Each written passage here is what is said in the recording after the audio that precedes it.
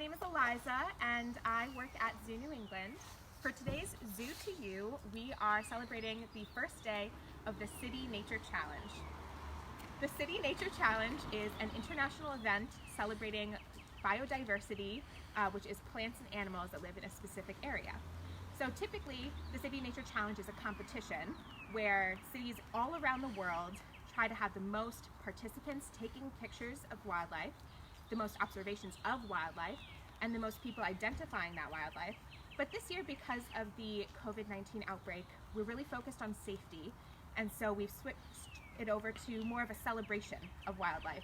And it's all about staying local, staying safe, and exploring and discovering what you can find in your own backyards or neighborhoods. So we are actually in my backyard today. I'm going to find some wildlife, and I'm going to show you guys how easy it is to participate in the City Nature Challenge. So we can find wildlife anywhere. It could be on the ground, like ants and plants in the sidewalk, in the sky, birds and bugs flying around. I can hear some birds today singing. You can come out in rain or shine. It's a little rainy today, but we're still gonna see what we can find. And there's a lot of curated plants in areas around our neighborhoods. So that means things that were planted there by a gardener or a landscaper. So for example, our hedges here, we're gonna try to find local wildlife that just happens to live here, that's growing on its own. And that can be really exciting. So if we take a look at this wall, we can see already there's a lot of different species of moss, different plants that are growing right out of the sidewalk. And on the driveway here, things that have fallen from the trees. But we're gonna head on over and make an observation for the City Nature Challenge of a flower that I found earlier today.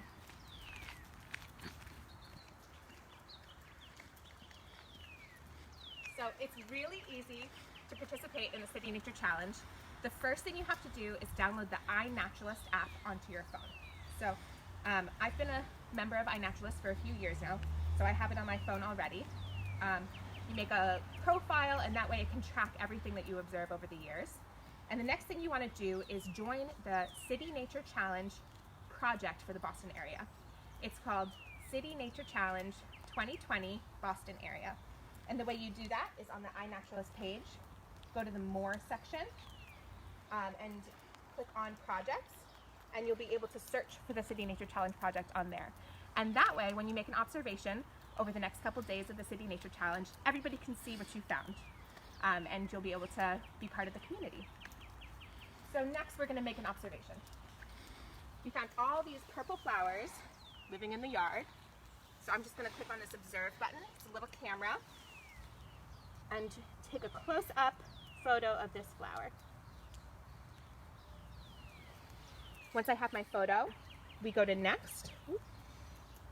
It saves a new photo. And then it says, what do you see? So this is your opportunity to identify the plants if you already know them. So here in the yard, I do see some dandelions, but this one I'm not so confident on.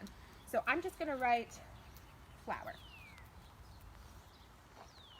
And that tells people who like flowers, they'll be able to see there's a new unidentified flower that's come up, and they can actually go in and identify it for me. And that's the beauty of the iNaturalist app. It connects a community of nature lovers and people who love mosses and birds and plants and animals and mammals and sea creatures.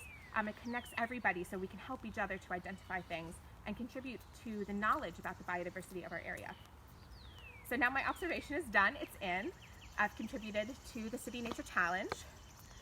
This event goes on from today, April 24th, all the way to May 3rd.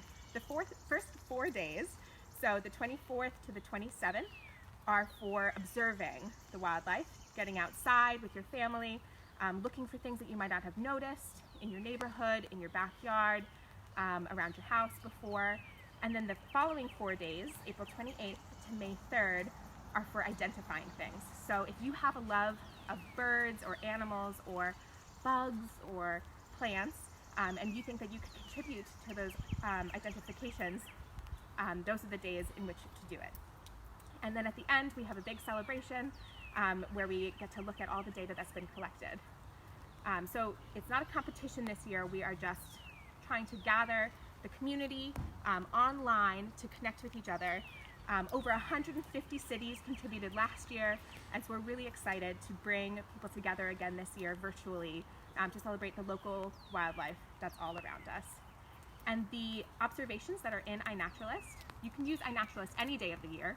We're just, celebrating it these couple of days for the City Nature Challenge, but you can use it any time. The observations made on the app actually contribute to community science.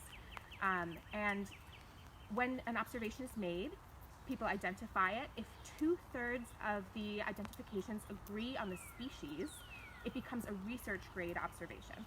And that becomes data that can be used for science, studying biodiversity, invasive species, and climate change, which is really exciting that the observations that you make in your own backyard will contribute to scientific research.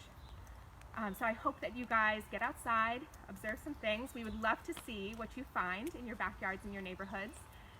You can share them on the Facebook page, or we'll see them in the iNaturalist app.